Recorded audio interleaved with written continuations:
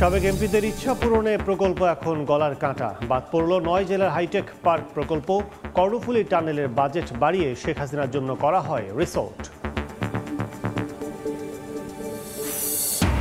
নতুন আতঙ্ক ফেলে দেয়া প্রযুক্তি পণ্য, ভারী ধাতুর দূষণে বাড়ছে মরণব্যাধি, ক্যান্সারের মতো নানা স্বাস্থ্য ঝুঁকি। নীতিমালার পাশাপাশি সচেতনতা বাড়ানোর তাগিদ। অনুন্নত অবকাঠামো, নেই অগ্নি নির্বাপন ব্যবস্থা। প্রতিষ্ঠার ৬০ বছরেও ঘুরে দাঁড়াতে পারছে না পিরোজপুরের বেসিক শিল্পনগরী। বিনিয়োগে আগ্রহ নেই বড় ব্যবসায়ীদের। পর্যটক বাড়লেও মিলছে না কাঙ্ক্ষিত সুযোগ সুবিধা। নানা সংকটে পিছিয়ে দক্ষিণের পর্যটন শিল্প। সরকারের উদাসীনতাকে দুষছেন সংশ্লিষ্টরা। এবং দক্ষিণ কোরিয়ায় বাড়ছে শ্রমিক চাহিদা। প্রথম পছন্দের তালিকায় নেই বাংলাদেশ। সাংস্কৃতিক পার্থক্য, ভাষাগত দুর্বলতাই কারণ।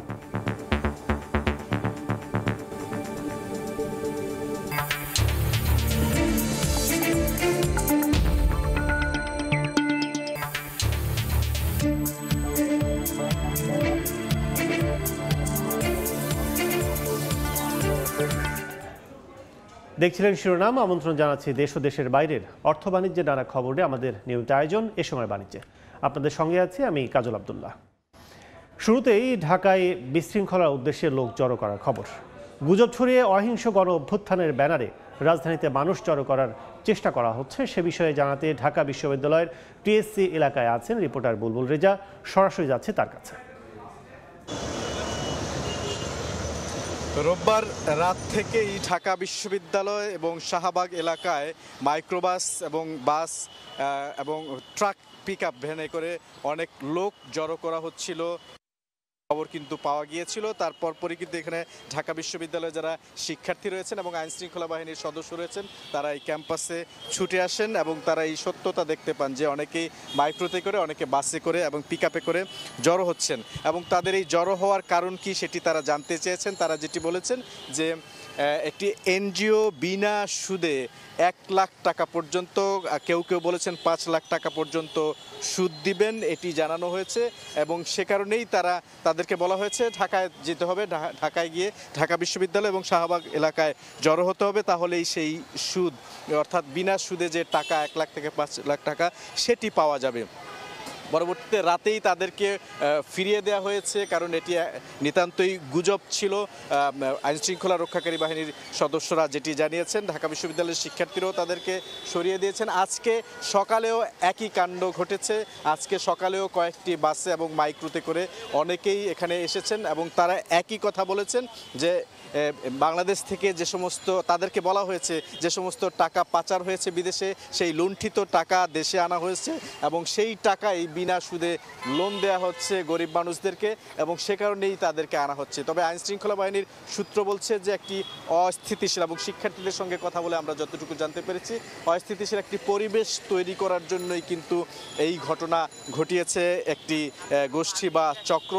সকালে অনেককেই কিন্তু আটকও করা হয়েছে। ঠিক কতজনকে আটক করা হয়েছে এখন পর্যন্ত জানা যায়নি, তবে আটক করা হয়েছে। বলা হচ্ছে এর পেছনে যারা রয়েছেন, এই কথিত প্রতি বিপ্লবের ডাক বা তারা যে ব্যানারটি ব্যবহার করেছে সেখানে লেখা ছিল যে অহিংস গণ অভ্যুত্থান বাংলাদেশ, এরকম একটি ব্যানারে কিন্তু তারা এসেছিল এবং যেহেতু তাদেরকে অনেককেই আটক করা হয়েছে, আমরা একজন পুলিশ কর্মকর্তার সঙ্গেও কথা বলেছিলাম যিনি এখানে দায়িত্ব পালন করছেন। তিনি বলছেন তাদের মূল উদ্দেশ্য কী ছিল সেটি জানার জন্যই তাদেরকে শাহবাগ থানায় নিয়ে যাওয়া হয়েছে।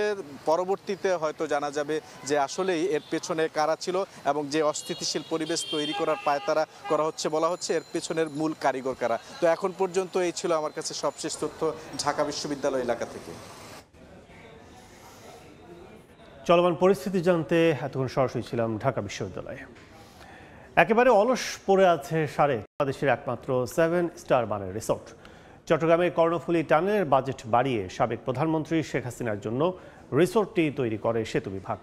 কমিশন বাণিজ্যের জন্য অযৌক্তিক স্থাপনা নির্মাণে অনুমোদন দিয়েছিল তখনকার সড়ক পরিবহন ও সেতু মন্ত্রী ওবায়দুল কাদের। সিদ্ধান্তহীনতার জটিলতার কারণে যা এখনও পরিত্যক্তের পথে। নূরজামাল আতিকের ক্যামেরায় শফিকুল আলমের প্রতিবেদন। চোখ ধাঁধানো বিলাসবহুল রিসোর্ট, চারিদিকে আভিজাত্যের ছোঁয়া, সুসজ্জিত বহুতল ভবন, মাঝখানে নান্দনিক দুটি সেতু, তলদেশে বয়ে চলেছে নদী, মনোমুগ্ধকর সুইমিং পুল, আছে প্রায় ৫,০০০ বর্গফুট আয়তনের আধুনিক সুসজ্জিত একটি বাংলো। চট্টগ্রামের কর্ণফুলী টানেল প্রকল্পের আওতায় নির্মাণ করা হয় আনোয়ারা প্রান্তে বাংলাদেশের প্রথম 7 স্টার মানের এই রিসোর্ট। ব্যয় 450 কোটি টাকা। টানেলের ব্যয় বাড়িয়ে অযৌক্তিকভাবে নির্মাণ করায় 6 মাস পরেও পড়ে আছে একেবারে খালি। বাংলা আছে 31টা, এর মধ্যে হচ্ছে ভিআইপি বাংলা আছে একটা। 72 একর জায়গায় সার্ভিস এরিয়া জুড়ে রিসোর্টে ভিআইপি অতিথিশালা ছাড়া আছে 30টি রেস্ট হাউস ও বিশ্রামাগার, স্বাস্থ্যকেন্দ্র, হেলিপ্যাড, মসজিদ, পুলিশ ও ফায়ার সার্ভিস, যেটি করা হয় মূলত কমিশন বাণিজ্যের জন্য। চট্টগ্রাম নগরের খুব কাছাকাছি এই জায়গাতে এই রিসোর্টটি কতটুকু ভায়াবল হবে আমি জানি না। এদিকে সেতু কর্তৃপক্ষ বলছে টেন্ডার প্রক্রিয়ার মাধ্যমে কোনো কোম্পানিকে শীঘ্রই লিজ দেওয়া হবে। চেষ্টা করছি দ্রুত সময়ের ভিতরে, অল্প সময়ের ভিতরে এটা জানি আমরা কোনো একটা ভালো কোম্পানিকে আমরা লং টার্ম একটা লিজ দিতে পারি। 10,689 কোটি টাকা ব্যয়ে কর্ণফুলী টানেল নির্মাণ করা হলেও প্রতিদিন লোকসান 27 লাখ টাকা। এমনিতেই লোকসানের মুখে কর্ণফুলী টানেল, তার উপর এই টানেল ঘিরে আনোয়ারা প্রান্তে নির্মাণ করা হয়েছে বিলাসবহুল এই অতিথিশালা। 450 কোটি টাকা ব্যয়ে নির্মাণ করা হলেও ঠাঁই পড়ে আছে 6 মাস ধরে। শফিকুল আলম, সময় সংবাদ, চট্টগ্রাম। বাজেট 15 থেকে 25,000 টাকা, তবে স্মার্টফোন হতে হবে একদম আপডেটেড। ক্রেতার এমন চাহিদার সঙ্গে মিল রেখে মধ্যম বাজেটের নতুন নতুন স্মার্টফোন আসছে বাজারে। আকর্ষণ বাড়ছে ছোট ছোট গেজেটের প্রতি। Earbud, speaker, smart watch, power bank সব মিলে নিজেকে আপডেটেড রাখতে ক্রেতারা ঝুঁকছেন নতুন ভার্সনের মোবাইল আর চমকপ্রদ সব গেজেটের দিকে। হোক ফ্ল্যাগশিপ মোবাইল কিংবা নতুন ভার্সনের স্মার্টফোন, আলফা জেনারেশনের যুগে নিজেকে সবসময় আপডেটেড রাখার কোনো বিকল্প নেই। মোবাইল মানে তো শুধু মোবাইল নয়, এর সঙ্গে যুক্ত হয় দারুণ সব গেজেট, স্মার্ট ওয়াচ, ইয়ারবাড কিংবা পকেটের পাওয়ার ব্যাংক। গেজেট আর মোবাইলে স্বাবলম্বী থাকতে তাই প্রতিদিনই আনাগোনা প্রযুক্তি পণ্যের দোকানে। সব সময় তো আমরা চাই কিছু আপডেট, আর সবসময় আমরা চাই যে অল্প টাকার মধ্যে আমরা ভালো কিছু আপডেট কিভাবে পাবো। প্রসেসর যেটা বেটার মনে হয়, কম টাকার ভিতরে বেশি পাই ওইটা। ব্যবসায়ীরা বলছেন স্মার্টফোনের মধ্যে সবচেয়ে বেশি চাহিদা মধ্যম বাজেটের অ্যান্ড্রয়েডের। অল্প দামে ভালো ক্যামেরা আর দীর্ঘ চার্জিং ব্যাকআপ, মোবাইলের কাটতি ভালো।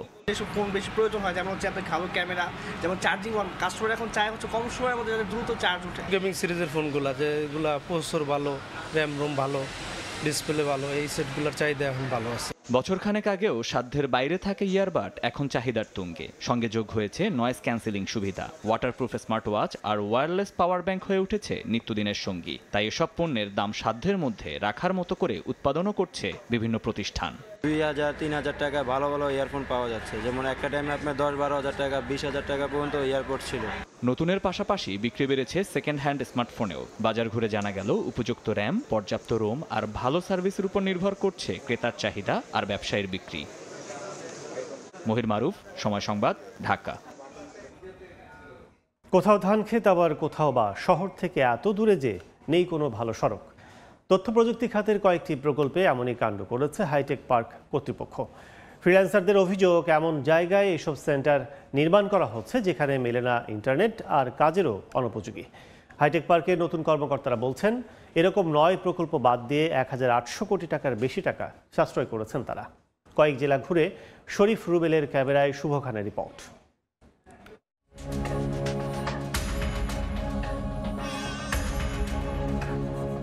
তথ্য প্রযুক্তি খাতে দক্ষ জনবল ও উদ্যোক্তা তৈরির লক্ষ্যে সিরাজগঞ্জ শহর থেকে 23 কিলোমিটার উত্তর পশ্চিমে কাজীপুরের সিংড়াবাড়িতে অজপাড়াগাঁয়ে নির্মিত হচ্ছে IT training and incubation centre. প্রায় 60 কোটি টাকা ব্যয়ে ধান খেতে বাস্তবায়নাধীন এই সেন্টারে যেতে পেরোতে হয় কাদামাটির পথ। হাইটেক পার্ক কর্তৃপক্ষের দাবি, শুরুতে এই সেন্টারটি সিরাজগঞ্জ শহরের আশপাশে নির্মাণের সিদ্ধান্ত হলেও তৎকালীন সংসদ সদস্য তানভীর শাকিল জয়ের চাপে এই অজপাড়াগাঁয়ে প্রকল্প স্থানান্তরে বাধ্য হয় সরকার। 2022 সালের এপ্রিলে ভিত্তিপ্রস্তর স্থাপন করা আইটি ট্রেনিং সেন্টার নির্মাণের এই কাজ শেষ করতে হবে আগামী জুনে, অথচ হয়েছে মাত্র 30%। ভাঙাচোরা রাস্তায় নির্মাণ সামগ্রী নিয়ে সেন্টার পর্যন্ত পৌঁছায় না বড় যানবাহন, ঘটেছে দুর্ঘটনাও। আমাদের পাথরের গাড়িতে 26 টন 27 টন মাল ওয়েট হয়। এটাই আমাদের এই রাস্তার লোড নিতে পারছে না। তো যখন হেভি গাড়িগুলো আসবে তখন তো আরও বেশি প্রবলেম হবে। জেলা শহর থেকে দূরে ধানক্ষেতে বাস্তবায়নাধীন প্রশিক্ষণ কেন্দ্রটির কার্যকারিতা নিয়ে কথা হয় স্থানীয় ফ্রিল্যান্সারদের সাথে। যে জায়গাটা করছে ওই জায়গাটা আসলে ব্যাক সাইড চিনতেছে না কেউ এই জায়গাটা কোথায়। যেহেতু গ্রামের ভিতরে, সেই ক্ষেত্রে আমার মনে হয় না যে গ্রামের ভিতরে কতটুকু ইন্টারনেট দেবে। শুধু সিরাজগঞ্জ নয়, সাবেক এমপি নাইমুর রহমানের ইচ্ছে পূরণে মানিকগঞ্জ সদর থেকে 22 কিলোমিটার দূরে IT training and incubation centre নির্মিত হচ্ছে ঘিওরে। 2450 কোটি টাকা ব্যয়ে 33 জেলায় নেয়া এমন বেশিরভাগ আইটি ট্রেনিং সেন্টার নিয়ে রয়েছে নানা অভিযোগ। আমরা এখন পর্যন্ত 28 থেকে 30% মতো কাজ শেষ করতে পারছি। এখানেই শেষ নয়, ভারতীয় ঋণে 12 জেলায় হাইটেক পার্ক স্থাপন প্রকল্পেও রয়েছে এমপি মন্ত্রীদের অনৈতিক দাবি দেওয়া। নাটোরের সিংড়ায় আইটি ট্রেনিং সেন্টারের সঙ্গে হাইটেক পার্ক নির্মাণ প্রকল্প যুক্ত করেন সাবেক প্রতিমন্ত্রী জুনায়েদ আহমেদ পলক। একই কাজ করা হয়েছে কুমিল্লা, চট্টগ্রাম, সিলেট ও বরিশালে। 2017 সালে নেয়া প্রকল্পের মেয়াদ 2 দফা বাড়লেও অগ্রগতি মাত্র 36%। পঞ্চগড় সদরে না, সেই দেবীগঞ্জ এক মন্ত্রীর এলাকায় নিয়ে যাওয়া হয়েছে, সেগুলোতে কোনো বিজনেস কেস নাই। এমপিদের ইচ্ছে পূরণের এসব প্রকল্প এখন গলার কাঁটা হাইটেক পার্ক কর্তৃপক্ষের। এ অবস্থায় গোপালগঞ্জ, ফেনী সহ 5 জেলায় আইটি ট্রেনিং সেন্টার নির্মাণের সিদ্ধান্ত থেকে সরে এসেছে সরকার। 12 জেলায় হাইটেক পার্ক প্রকল্প থেকে বাদ দেওয়া হয়েছে সিলেট, কক্সবাজার, কুমিল্লা ও চট্টগ্রাম। স্কোপ কাট ডাউন করা প্লাস সাইট একবারে বাদ দেওয়া, এগুলো মিলিয়ে প্রায় আমাদের আনুমানিক 1878 কোটি টাকা আমরা সাশ্রয় করতে সক্ষম হয়েছিল। ওই 12 জেলার 6টি হাইটেক পার্কে সিনেপ্লেক্স নির্মাণের কথা থাকলেও 5টি থেকেই তা বাদ দেওয়া হয়েছে। শুভ খান, সময় সংবাদ, ঢাকা। এ বিষয়ে আলোচনার জন্য আমাদের সঙ্গে ভার্চুয়ালি যুক্ত হয়েছেন তথ্য প্রযুক্তি খাত বিশ্লেষক TIM নুরুল কবির। জনাব নুরুল কবির, আপনাকে স্বাগত জানাচ্ছি। আমরা একটু শুরুতেই জানতে চাই যে রিপোর্টটি আমরা দেখলাম, আচ্ছা তথ্য প্রযুক্তি বিশ্লেষক হিসেবে আপনি রয়েছেন, বিভিন্নভাবে কাজ করছেন। প্রথমে একটু জানতে যে প্রকল্পগুলো তৎকালীন সরকার অর্থাৎ বিগত সরকার নিয়েছিল, সেই প্রকল্পগুলোর অনেকগুলোই বাদ দিয়েছে বর্তমান ম্যানেজমেন্ট। সেক্ষেত্রে আসলে এগুলোর ভবিষ্যৎ কি হবে, কিংবা এর সাথে আনুষঙ্গিক অন্য কোনো পারপাস কোনো কিছু সার্ভ করে সেটিকে চলমান রাখা কতটুকু সম্ভব বলে মনে করেন? ধন্যবাদ। একটু আগে আপনারা যে প্রতিবেদন দেখাচ্ছিলেন সেখানে অনেক স্ট্যাটিস্টিক্স দেওয়া হয়েছে যে প্রকল্পগুলো করা হয়েছিল হাইটেক পার্কের নামে বিভিন্ন জেলায়, এবং তাতে করে যে পরিমাণ অর্থের বরাদ্দ হয়েছিল এবং যে পরিমাণ অর্থ খরচ হয়েছিল, তার মধ্যে দিয়ে একটা জিনিস প্রতীয়মান হয় যে এখানে অনেক অস্বচ্ছতা ছিল, অনেক দুর্নীতি ছিল, যে কারণে এবং সত্যিকার অর্থে যে অবজেক্টিভে কাজটা হয়েছে সে অবজেক্টিভ ফুলফিল হয়নি, এবং যে কারণে বর্তমান অন্তর্বর্তীকালীন সরকার যে সিদ্ধান্ত নিয়েছে এটা যথাযথ হয়েছে। এটা কমপ্লিটলি ইভ্যালুয়েট করা দরকার। এবং কেন এতগুলো টাকা খরচ করে, আসলে আমরা যেটা হয় যে আমরা প্রায়োরিটি ঠিক করতে পারি না। আমরা যেটা হয় যে আপনি কি কাজ করবেন, এই যে এতগুলো হাইটেক পার্ক হলো, সেই হাইটেক পার্কগুলোতে এখন কোনো কাজ হচ্ছে না, এত ইনফ্রাস্ট্রাকচার হয়েছে, সরকারের অর্থ অপচয় হয়েছে। কিন্তু আমরা যদি পরিকল্পনাটাকে হলিস্টিক্যালি করি, যে হিউম্যান রিসোর্স ডেভেলপমেন্ট যেমন আমাদের দরকার, কারণ এই সেক্টরে মানব সম্পদ অত্যন্ত ইম্পর্টেন্ট, তার পাশাপাশি ইনফ্রাস্ট্রাকচার তৈরি করাটা দরকার আছে, কিন্তু সেটার একটা পরিকল্পনার ধাপে ধাপে যাওয়া উচিত এবং আমাদের ক্যাপাসিটি ডেভেলপমেন্টে কী কী কাজ করা উচিত। আমার কাছে মনে হয়েছে এটা এক ধরনের ব্যবসা হয়েছে, এখানে কোনো সত্যিকার অর্থে মানব সম্পদও তৈরি হয়নি, সেরকমভাবে ইনফ্রাস্ট্রাকচারগুলো সাপোর্ট দিতে পারেনি। এখন যদি বলি যে বর্তমান ম্যানেজমেন্ট যারা কাজ করছেন যে অনেক হাইটেক পার্ক প্রয়োজন নেই, নতুন করে তারা রিনোভেশন করছেন, কিন্তু যদি বলি যে অনেক প্রজেক্টে আমরা দেখছি, অনেক খাতেই দেখছি যেটি কথা সেটি হচ্ছে যে আগের ম্যানেজমেন্ট একই ধাঁচের কর্মকর্তারা ছিলেন এবং বর্তমান ম্যানেজমেন্টের মতোই, কিন্তু সেই কর্মকর্তারা আসলে কতটুকু দায়বদ্ধতা নিয়ে কাজ করেছেন কি মনে করেন? না, এখানে দায়বদ্ধতা তো অবশ্যই থাকতে হবে। সরকারের যে পর্যায়ে যারাই কাজ করেন না কেন তাদের দায়বদ্ধতা অবশ্যই থাকবে, কারণ সরকারের অর্থ নিয়ে যে কাজ করছেন। এবং আজকে হয়তো কর্মকর্তারা বলবেন আমি আদিষ্ট হয়ে করেছি বা আমি নির্দেশ পেয়ে করেছি, কিন্তু সেটা ঠিক আছে, কিন্তু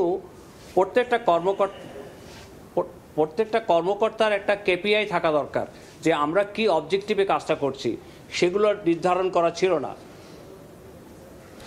একটু যদি বলেন যে এখন যে অবস্থায় আছি আমরা, সেই অবস্থা থেকে আসলে ভবিষ্যৎ এই হাইটেক পার্কগুলোর উন্নয়ন, তথ্য প্রযুক্তি খাতের উন্নয়ন, একইভাবে যদি বলি কর্মসংস্থানের জন্য সরকার, বর্তমান সরকার কিংবা সংশ্লিষ্ট যারা আছেন তারা কি করতে পারেন?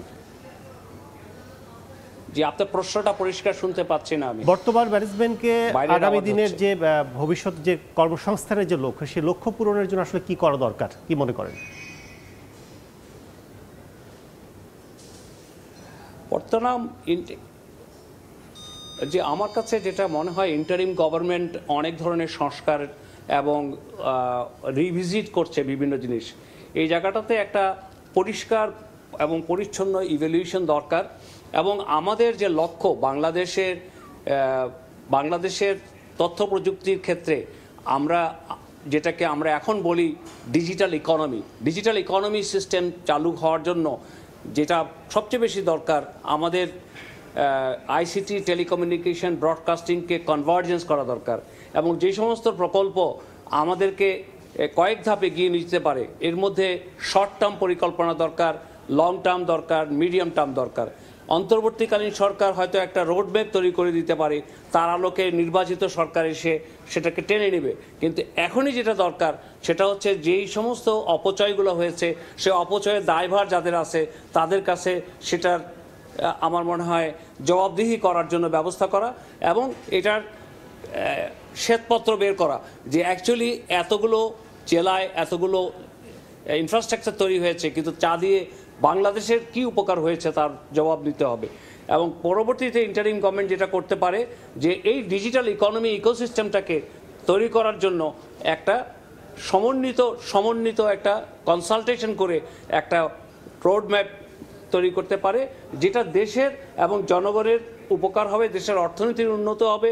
দেশের বিগেস্ট ডিভিডেন্ড হলো আমাদের নতুন প্রজন্ম। এই নতুন প্রজন্মেররা টেকনোলজিকে এমব্রেস করে খুব তাড়াতাড়ি, তাদেরকে সুযোগ সুবিধা সঠিকভাবে দিতে হবে, দিলে তারাই আমাদের পরিবর্তনের হাতিয়ার হতে পারে। সেক্ষেত্রে যদি বলেন ছোট্ট করে, সেটা হচ্ছে যে আমরা টানেলের পাশে, কর্ণফুলী টানেলের পাশে দেখেছি রিসোর্ট নির্মাণ করা হয়েছে প্রধানমন্ত্রীর জন্য, এবং একইভাবে ভাষাঞ্চলও দেখেছি। এই স্থাপনাগুলো এখন কি করা দরকার? মানুষের জন্য উন্মুক্ত করে দেওয়া দরকার, না অন্য কোনো ব্যবস্থা করা দরকার, কি মনে করেন? স্থাপনাগুলো যেগুলো তৈরি হয়ে গেছে এগুলো আমার মনে হয় লোকাল HR ডেভেলপমেন্টে কাজ করা দরকার। কারণ আপনি জানেন যুব উন্নয়ন অধিদপ্তরের আন্ডারে সারা বাংলাদেশের যুব উন্নয়নের একটা কেন্দ্র আছে। এগুলোকে সেই কেন্দ্রের মধ্যে ভাগ করে দিলে সেখানে অন্তত লোকাল যারা কাজ করে, ইউনিভার্সিটি বা এডুকেশন সেন্টার থেকে যারা আসছে তাদেরকে ট্রেন্ড আপ করা, এবং সেকেন্ডলি ফ্রিল্যান্সারদের একটা বড় অংশ বাংলাদেশে বিভিন্ন জেলায় ছড়িয়ে আছে, তাদেরকে ইন্টারনেট সুবিধা দেওয়া এবং কানেক্টিভিটি দেওয়া, কিছু ইনফ্রাস্ট্রাকচার দেওয়া। অনেক অনেক ধন্যবাদ জনাব। এই ইন্ডাস্ট্রির সবচেয়ে বড় হাতিয়ার হচ্ছে মানুষ, আলোচনায় যুক্ত হওয়ার জন্য। মানুষ তৈরি। দর্শক, আলোচনা করছিলাম তথ্য প্রযুক্তি খাতের বিভিন্ন অনিয়ম নিয়ে। আমাদের সাথে যুক্ত ছিলেন তথ্য প্রযুক্তি খাত বিশ্লেষক TIM নুরুল কবির। দ্বিতীয় কার্যদিবসের প্রথম ঘন্টায় ঊর্ধ্বমুখী দেশের প্রধান পুঁজিবাজার ঢাকা স্টক এক্সচেঞ্জ। ডিএসসির সব সূচক এই মুহূর্তে বাজারের সবশেষ পরিস্থিতি জানাতে চলে যাব ডিএসসির অফিসিয়াল ওয়েবসাইটে। দর্শক, প্রতি কার্যদিবসেই কিন্তু আমরা দেখি যে ডিএসসির যে টালমাটাল অবস্থা থাকে সেটি কিন্তু মাঝে মাঝে যে ঘুরে দাঁড়ানো অবস্থা, তখন কিন্তু বিনিয়োগও বাড়ে, এবং বিনিয়োগকারীদের যে আস্থা সেটি কিন্তু বলা চলে সূচক এবং সব কিছু মিলে যে তাদের প্রতিষ্ঠানটির শেয়ারের দাম, সেটি কিন্তু অবস্থা কিন্তু সেটি বিরাজ করে। এবং আজকে যেটি দেখছি যে ঊর্ধ্বমুখী প্রবণতা, এখন পর্যন্ত কিন্তু 15 পয়েন্ট বেড়ে ডিএসসির প্রধান সূচক ডিএসসি এক্স অবস্থান করছে 5161 পয়েন্টে। এছাড়া ডিএসসির সরিয়া সূচক 3 পয়েন্ট বেড়ে অবস্থান করছে 1153 পয়েন্টে, এবং ডিএসসি 13 অবস্থান করছে বিশেষায়িত যে সূচকটি 5 পয়েন্ট বেড়ে 1905 পয়েন্টে। এছাড়া টোটাল ট্রেড এখন পর্যন্ত যদি হাত বদল বলি যে 36,916টি কিন্তু শেয়ারে হাত বদল হয়েছে, যার অঙ্ক যদি আমরা বলি যে 92 কোটি টাকা, 92,660 কোটি টাকা। এছাড়া এখন পর্যন্ত 245টি প্রতিষ্ঠানের শেয়ারের দর বেড়েছে, এবং 59টি শেয়ারের দর কিন্তু নিম্নমুখী এবং অপরিবর্তিত রয়েছে বলা চলে যে 73টি শেয়ার। এবং সব মিলে বলা চলে যে এখন পর্যন্ত যে টপ 20 যদি আমরা বলি যে 5টি প্রতিষ্ঠান, সেটি কিন্তু প্রথমে রয়েছে একটি লাভলি আইসক্রিম, এরপরে রয়েছে দ্বিতীয়তে বাংলাদেশ শিপিং কর্পোরেশন, সোনালী ইন্স্যুরেন্স লিমিটেড, কনফারেন্স লিমিটেড এবং আইসিবি ইনভেস্টমেন্ট কর্পোরেশন বাংলাদেশ। তো সব মিলে বলা চলে যে এখন পর্যন্ত ডিএসসির যে অবস্থা আজকের দিনের কার্যক্রম অনুযায়ী, যে ডিএসসির ঊর্ধ্বমুখী প্রবণতায় তাদের লেনদেন চলছে এবং সবশেষ অবস্থায় কিন্তু বলা চলে যে কি হবে সেটি কিন্তু ডিএসসির সবশেষ অবস্থায় কিন্তু বলা চলে যে ডিএসসি বিনিয়োগকারীদের আস্থাজনক পরিস্থিতি শেষ করতে পারবে কতটুকু। তো আমার কাছে এই ছিল ডিএসসি সবশেষ। Steeltech, it's all about stainless style. দেখছেন এ সময় বাণিজ্য।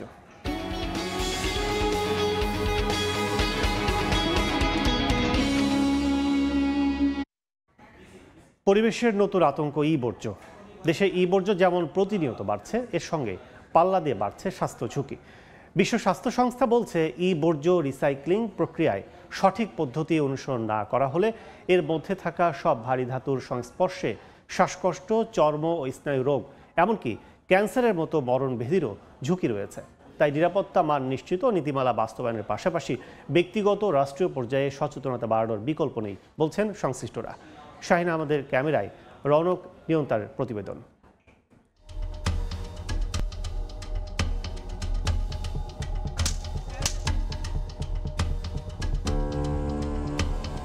বর্জ্য পরিবেশ দূষণের একটি নতুন উপকরণ। ব্যবহারের পর বিভিন্ন ধরনের ইলেকট্রনিক্স দ্রব্য যখন অচল বা সচল অবস্থায় ফেলে দেওয়া হয় সেটাই বর্জ্য। লোহা লক্কর, হয়তো তামাক, কাগজ টাগজ যা কিছু বোতল মোতল এলে নিয়ে এসি। কিছু সার্কিট আছে, ওই জায়গা থেকে কিছু সার্কিট দেওয়া আরেকটা মোবাইল ঠিক করার জন্য ওইটাতে ইউজ করে। এসব বর্জ্য থেকেই তৈরি হচ্ছে সীসা ও ক্যাডমিয়ামের মতো ক্যান্সার সৃষ্টিকারী উপাদান। তবে এই বিপুল পরিমাণ বর্জ্য সামলাতে বাংলাদেশ কি প্রস্তুত? এসব প্রযুক্তিপূর্ণ ব্যবহারের পর ফেলে দেওয়া হচ্ছে ডাস্টবিনে, সেগুলো মিশছে মাটিতে, হচ্ছে দূষণ। লেড, মার্কারি, নিকেল এগুলো পানিতে মিশে পানিকে দূষণ করে থাকে, জলজ উদ্ভিদ ও প্রাণীকে ক্ষতিগ্রস্ত করে এবং পরবর্তীতে শাক সবজি এবং বিভিন্ন রকমের ফসল বা ফলের মাধ্যমে আমাদের শরীরে প্রবেশ করে। মানবাধিকার সংগঠন ভয়েসের একটি গবেষণা বলছে এই বর্জ্য সংগ্রহের সঙ্গে জড়িত প্রায় 50,000 শিশু, যাদের প্রায় 15 ভাগই প্রতি বছর বর্জ্যের সংস্পর্শে আসার কারণে নানা রোগে আক্রান্ত হয়ে প্রাণ হারায়। গোডাউনে নিয়ে যাই, এই জায়গায় আলাদা করি, লোহার জায়গায় লোহা, ভাঙ্গারির জায়গায় ভাঙ্গারি, আঙ্গু করতে করতে অভ্যাস হয়ে গেছে। এক যুগ ধরে পুরনো কিংবা নষ্ট ইলেকট্রনিক্স পণ্য ক্রয় বিক্রয় করেন এই খুচরা ব্যবসায়ী। কথা বলে জানা যায় শ্বাসকষ্ট, কাশির মতো রোগে ভুগতে হয় প্রায়। অনেক সময় কাশি মাসি হয়, ওষুধ বুড়ি খাই, ঠিক হয়ে যায়। ধুলাবালি তো এগুলো ময়লা কাজ, মাছপুরে কাজ করছিলাম, কিন্তু এখন আপাতত দামাল হয় তো সমস্যা তো হয়। মাঝে মাঝে ডাক্তার দোকান আছে, ওষুধ কিনে আনি।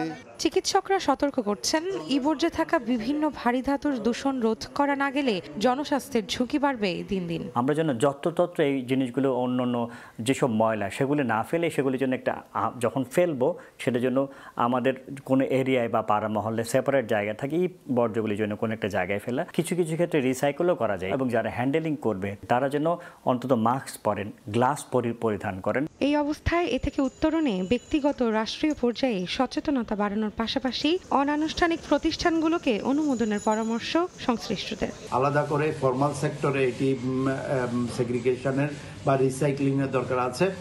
সরকারের পক্ষ থেকে ট্রেনিং বা ব্যবসা যারা করছে বা আলাদা যারা করছে তাদেরকে বিভিন্ন রকমের প্রণোদনা দিয়ে তাদেরকে ফর্মাল সেক্টরে রেজিস্ট্রেশনের মাধ্যমে তাদের অনুমোদন দেওয়া যেতে পারে।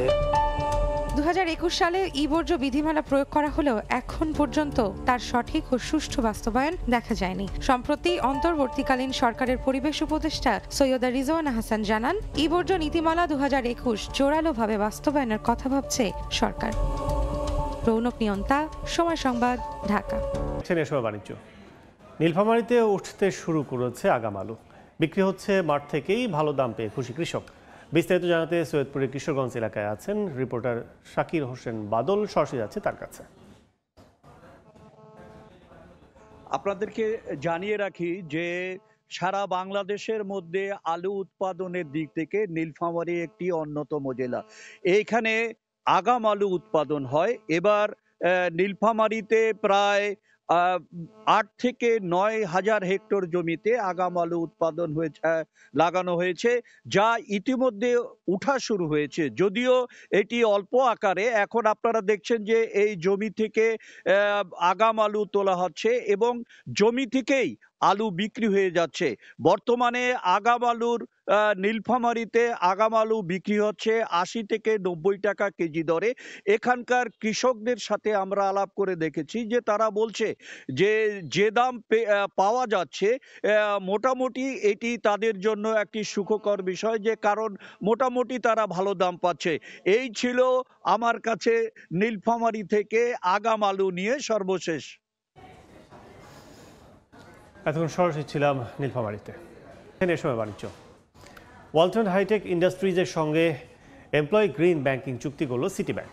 রোববার রাজধানীর বসুন্ধরায় ওয়ালটন হাইটেকের কর্পোরেট অফিসে চুক্তি স্বাক্ষর হয়। চুক্তিতে স্বাক্ষর করেন ওয়ালটনের এএমডি ও সিএফও মোহাম্মদ জিয়াউল আলম এবং সিটি ব্যাংকের ডিএমডি ও head of retail banking Arup Haider.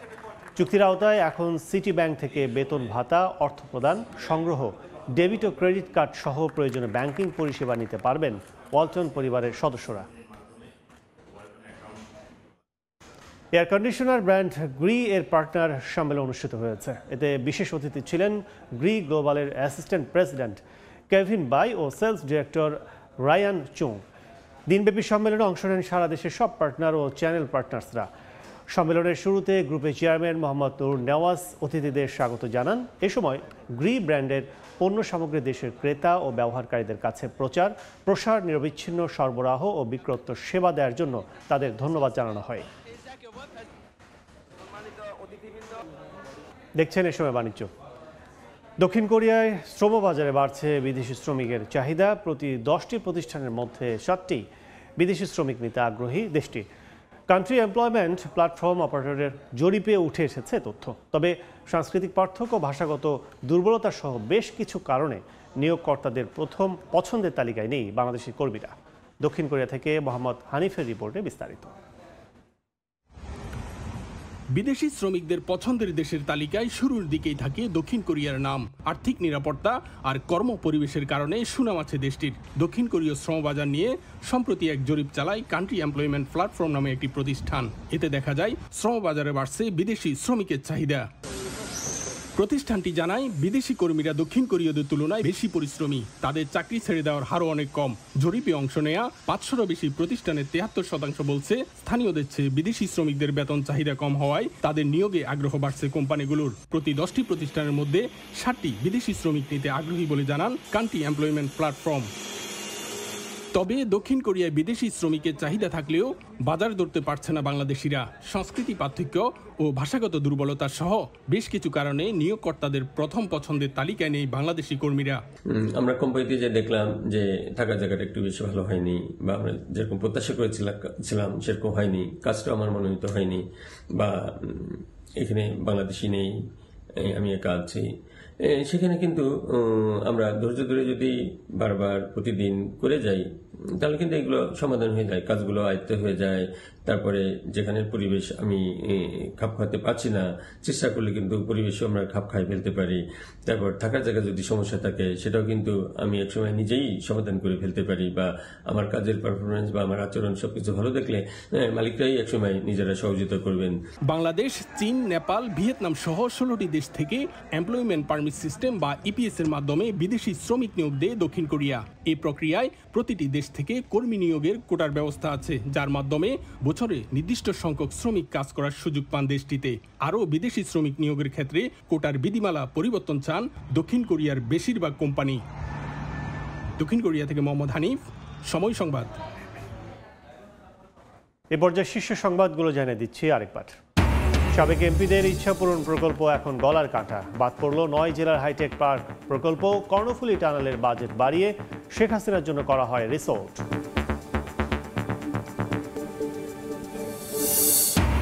নতুন আতঙ্ক ফেলে দেয়া প্রযুক্তি পণ্য।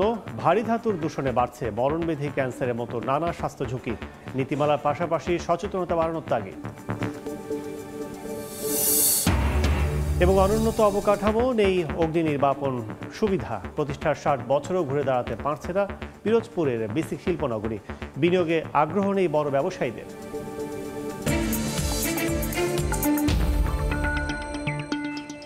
এই ছিল এই সময় বাণিজ্যে। সঙ্গে থাকুন সময়ের।